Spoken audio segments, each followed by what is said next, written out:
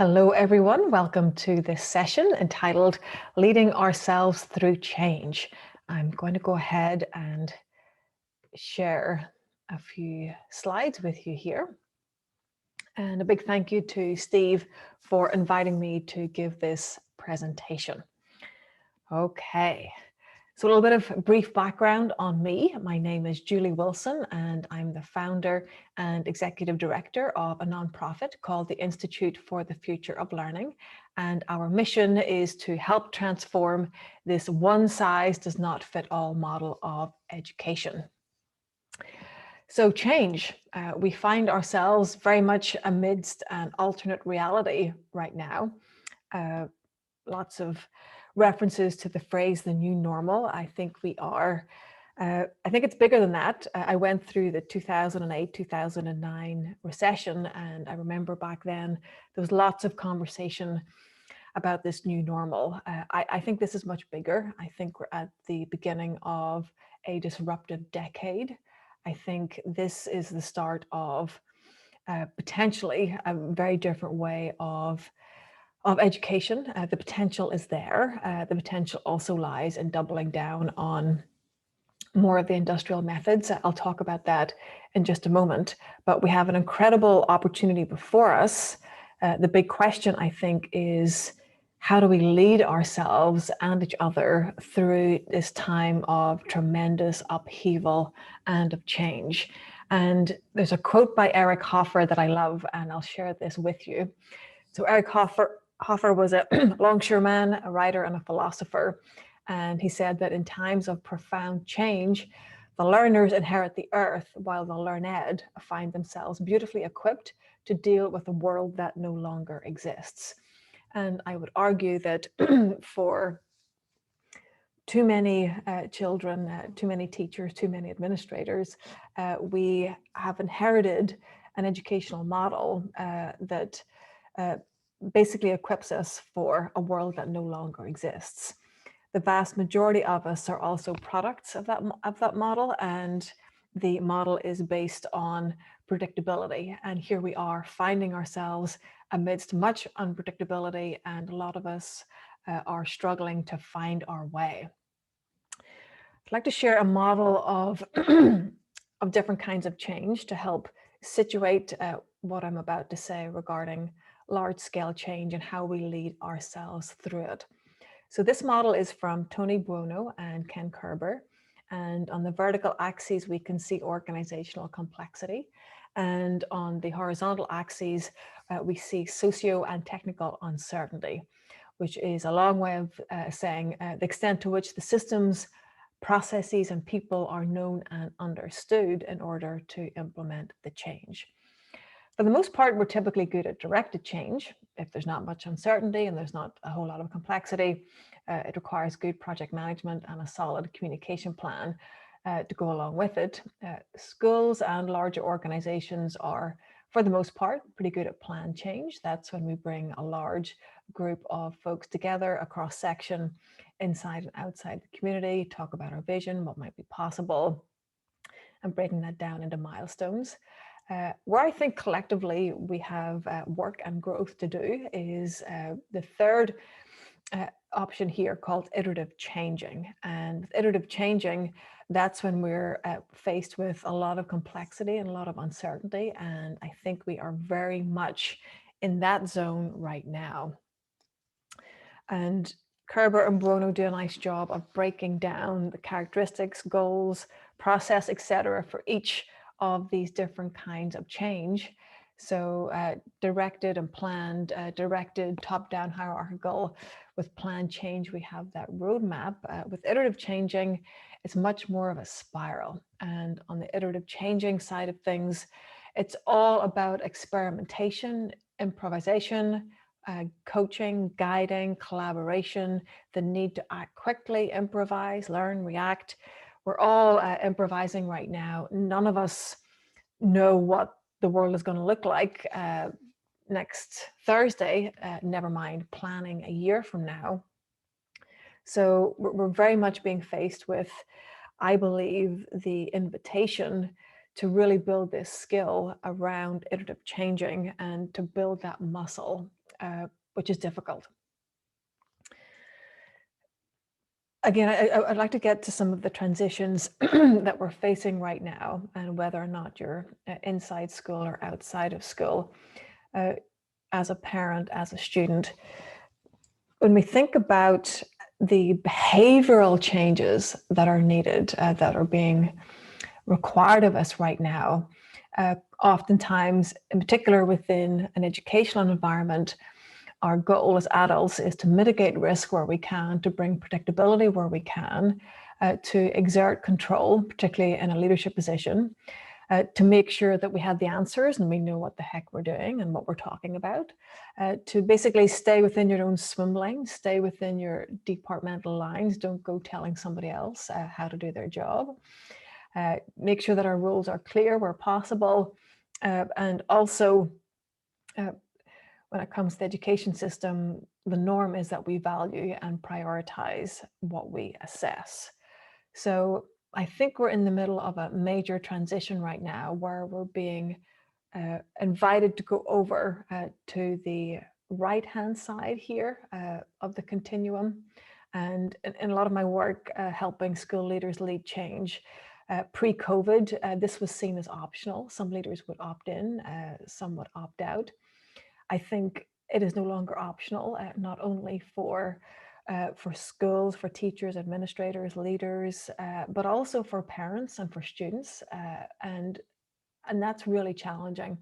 As a recovering control freak myself, I am much more comfortable in an area where I know I have predictability, where I can exert some level of control, where I can mitigate the risk where I can. So this is a stretch for many of us to truly embrace the risk that we're facing right now. As a leader, to distribute the autonomy up, down, and across the organization, to really have this orientation towards learning as opposed to knowing, to be comfortable asking our questions. Working within school systems, there's so much more collaboration happening right now, working across those departmental lines. It's oftentimes ambiguous, where does my role end and the other person's role end? And I think one of the biggest opportunities we have right now is to start to prioritize what we truly value and figure out a way to assess it. I grew up in Northern Ireland, and there has been what's called the exam debacle this past summer with GCSEs and A-levels. I just read this week that Wales and Scotland have both decided not to have GCSEs and A-levels in 2021. And I think it's going to be a tough argument when you're planning for 2021, 2022 to say, I think we should go back to how we assessed learning in 2018, 2019. So there's a real opportunity now to figure out how do we assess the learning that truly, truly matters. So how do we lead ourselves through this tremendous level of change? A model that I find to be really helpful is a model by William and Susan Bridges called Managing Transitions. And in the book entitled Managing Transitions, they make the distinction between change and transition. So change is an event and it's external. Transition, on the other hand, is a process and it's internal and it's psychological. A good example here is COVID. So, one day we had lockdown and all of a sudden schools were closed, preschools were closed, businesses were closed.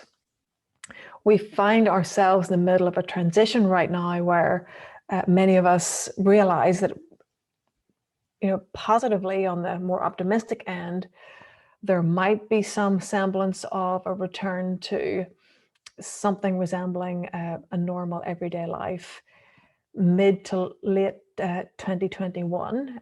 I've also been reading some articles that say it might go out as far as 2023. So the short answer is none of us knows when there might be some semblance of some sort of pre-COVID existence, if you will. There's a lot, I think, that will change in between now and then. And in the middle, we find ourselves in transition. And Bridges breaks down this model of transition these three zones, if you will. On the left-hand side here, we've got the ending, the losing, and the letting go. There's a lot of grief that comes along with this stage.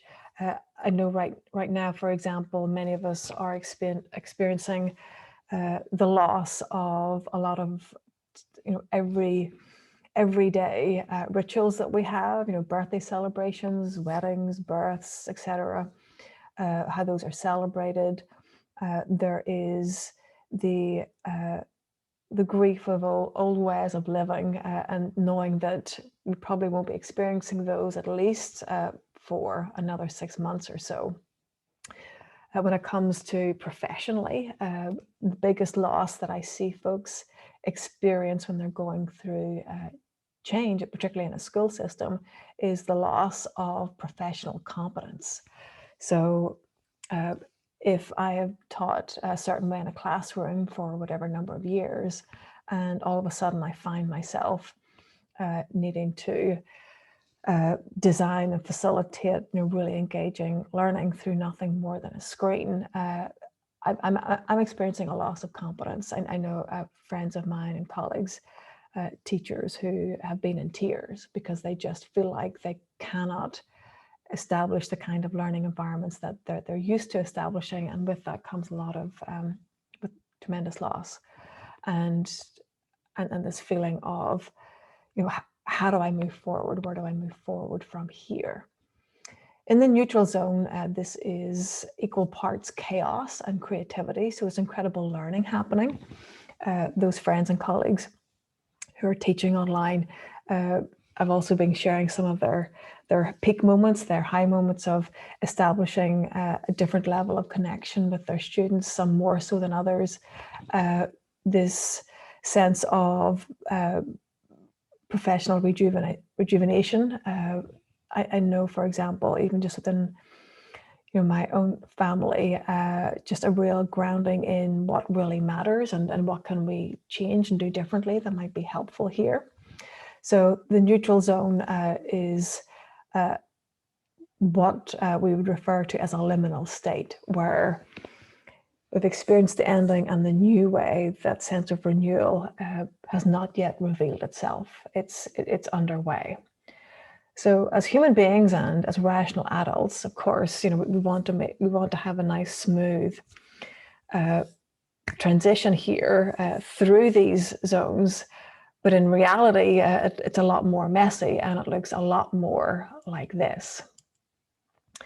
So how do we help lead and guide ourselves through this?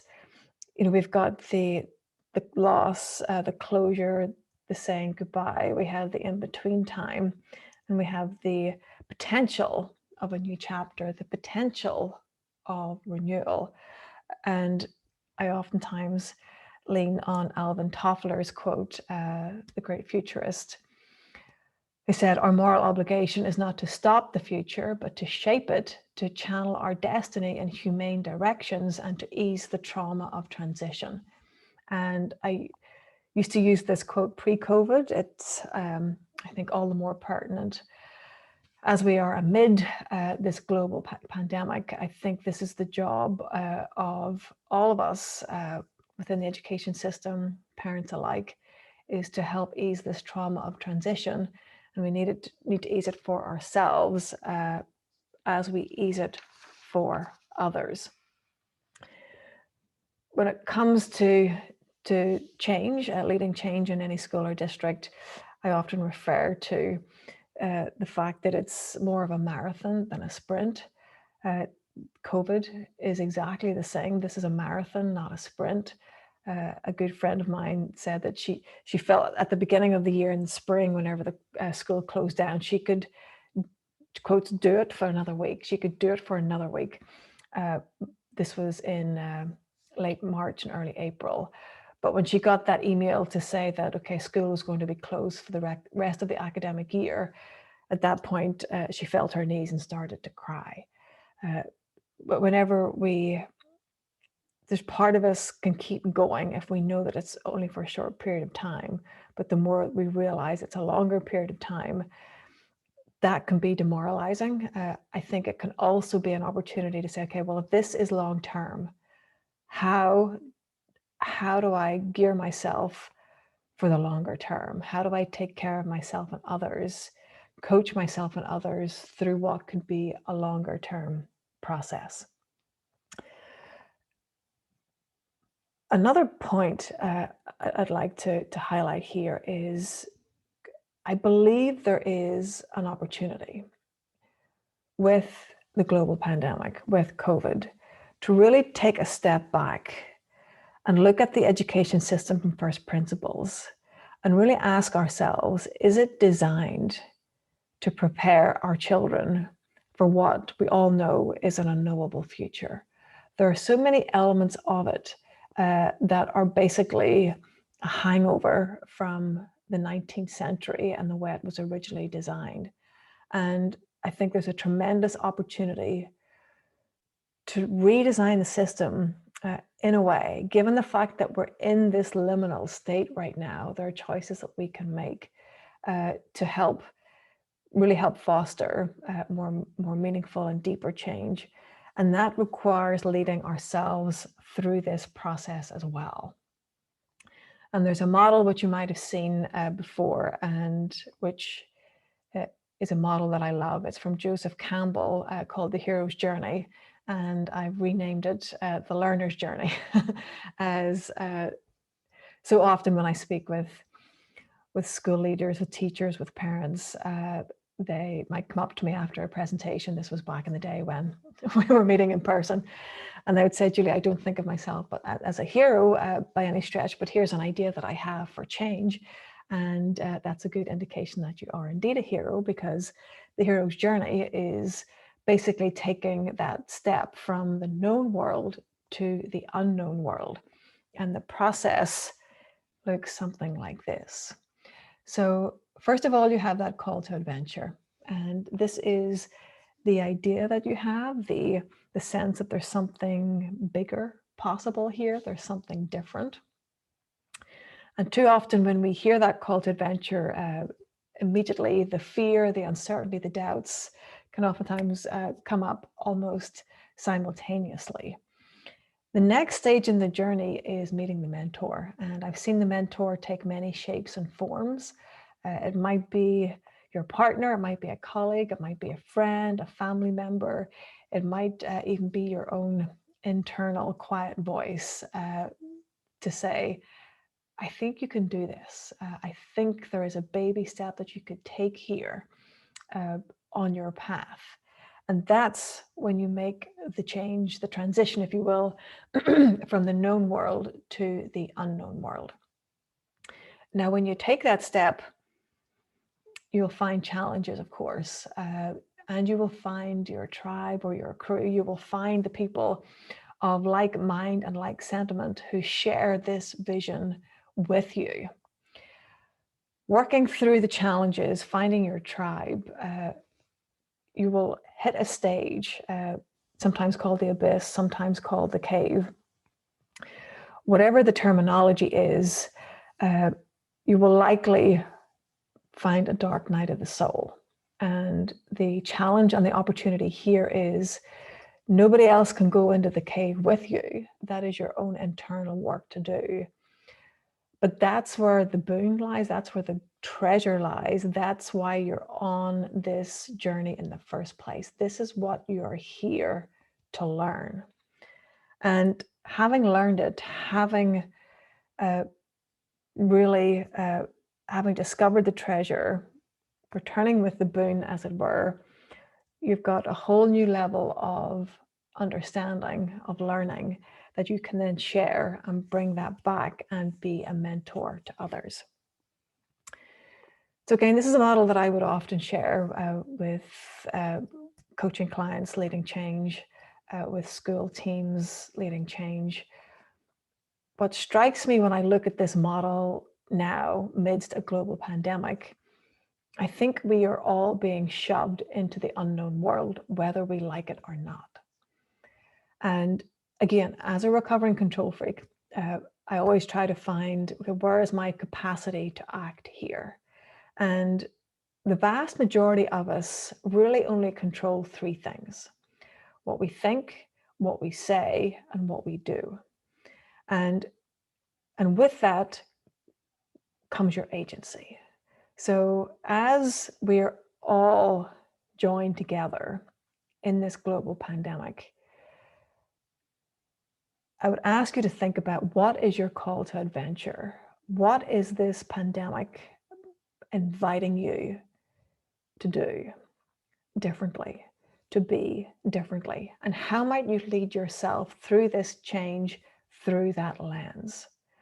So yes, there's much that is ending as we think about the Bridges model, the ending, the losing, and the letting go.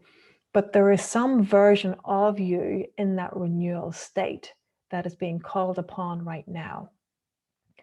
And I oftentimes use the metaphor of the caterpillar and the butterfly.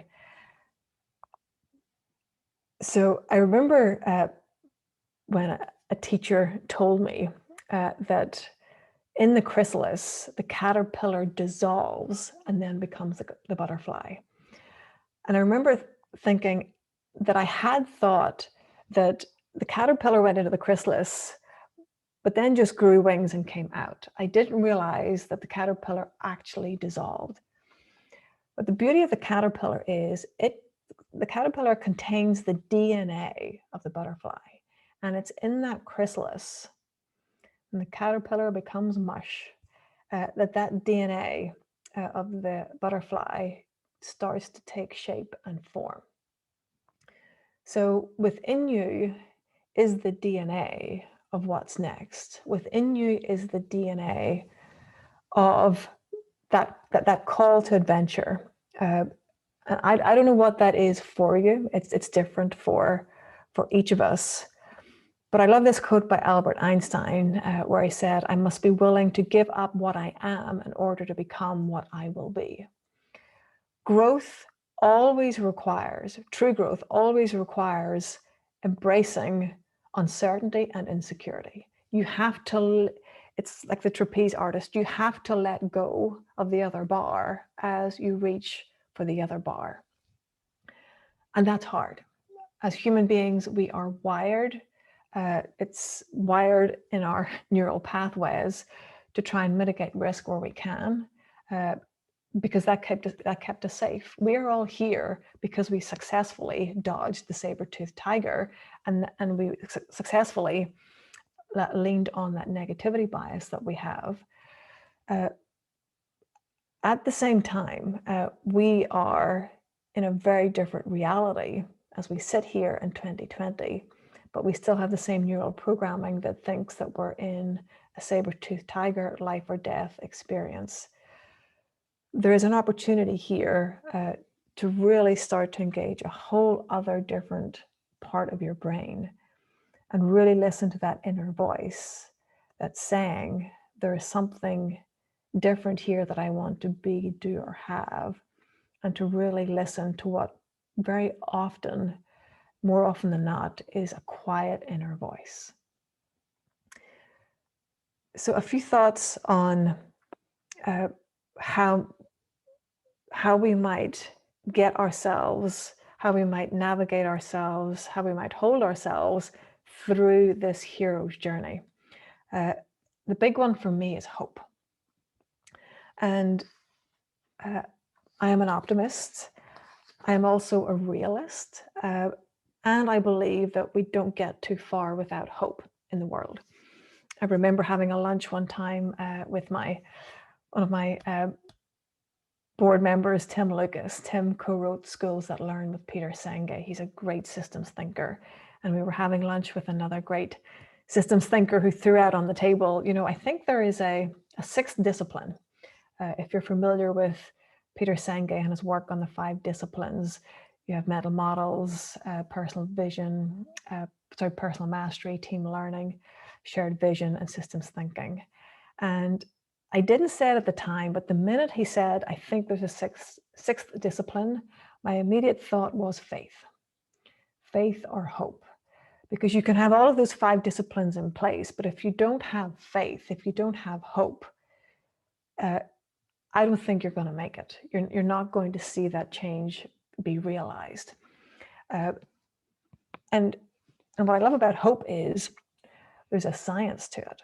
So Rick Snyder wrote a book called The Psychology of Hope, and he talked about willpower and way power.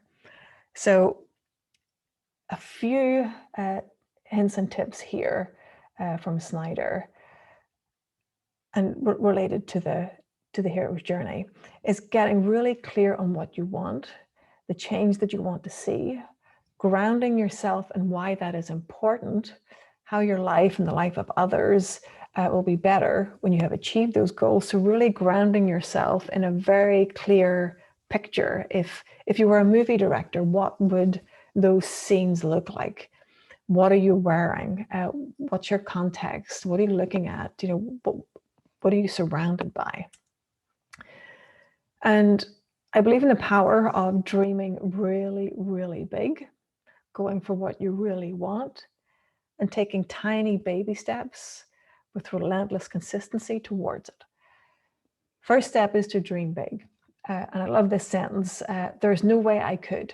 Just finish that sentence. Don't overthink it. And just see how that sentence stem can open up your creativity. I think we're all being asked right now or invited to develop a high willpower internal dialogue to really ground ourselves in what we want, and then to catch the negativity bias as we walk this path. And there's a framework by Brooke Castillo in her book Self-Coaching 101, and she talks about CTFAR. So C stands for circumstances, T stands for thoughts, F stands for feelings, A stands for action, and R stands for results. So circumstances, thoughts, feelings, actions, and results. And your point of intervention is at T, your thoughts. So when something happens, what are your thoughts? Those will then lead to your feelings, your actions, and your results. So if we share the example of a circumstance, so let's say you're on a Zoom call and you hear the kids fighting really loudly in the other room with each other. And you're thinking, okay, my partner is supposed to be looking after them. What the heck's going on? Thoughts there could be, oh my goodness, I have to do everything myself. Why aren't they taking care of things? My life sucks, so on and so forth. Immediately down a negativity spiral. The feelings that can come up, anger, resentment. Action, leave the Zoom call, yell at the partner, yell at the kids. Result, more noise, more turmoil, damaged relationships. So let's take it back and use this framework to more of a positive orientation. So circumstances, the kids are arguing next door at a really loud volume. Thoughts might be, okay, I think my partner is looking after them. I wonder what's going on here. Let me just pause this call and go and check out what's happening and what I might be able to do to help. The feelings, more positive feelings come up, a feeling of agency, a feeling of groundedness. An action you might take then, feeling more grounded, is to ask the children to be quiet and to then check in with your partner to see what's happening and how you might get things back on track.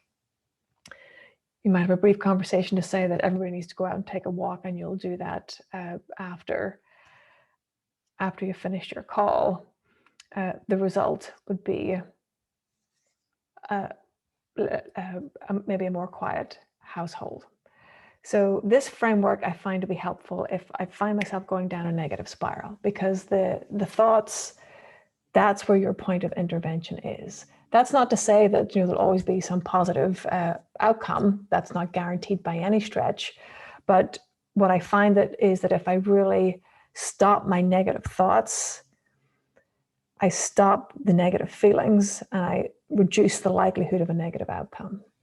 When I stop the negative thoughts, orient myself to much more of a problem-solving orientation, more often than not, a good 70% plus of the time, there is a more positive outcome. So that's the willpower, as Snyder would say. And then we have way power. So this is back to dreaming big and taking those small baby steps with relentless consistency toward your goals. So when you think about that call to adventure, and you think about everything else that's going on in your life right now, what is a tiny and very doable step that you might take towards today towards one of your meaningful goals?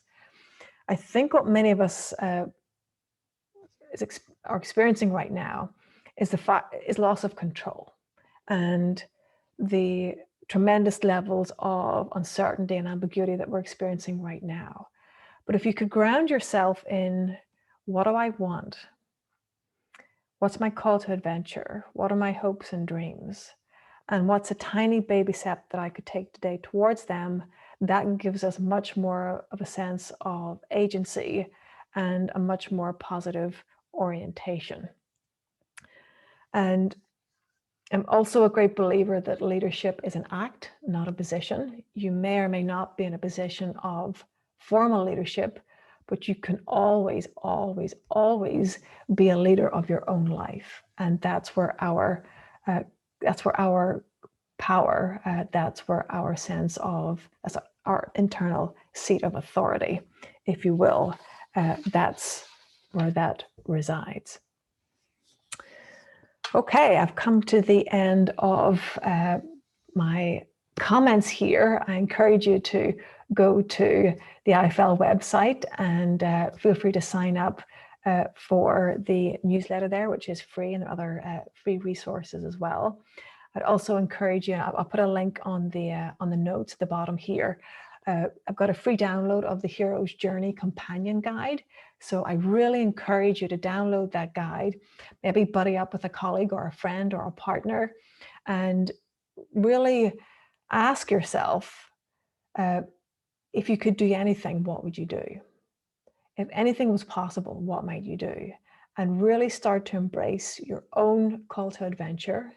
It's why you're here on this planet, and really start to take at least one tiny baby step towards that today, and really regain that sense of agency that is available to us all. So I wish you well. Please do connect with me. I'll also put my Twitter handle. I would love to hear what your call to adventure is, and would love to continue this conversation on Twitter. Thank you.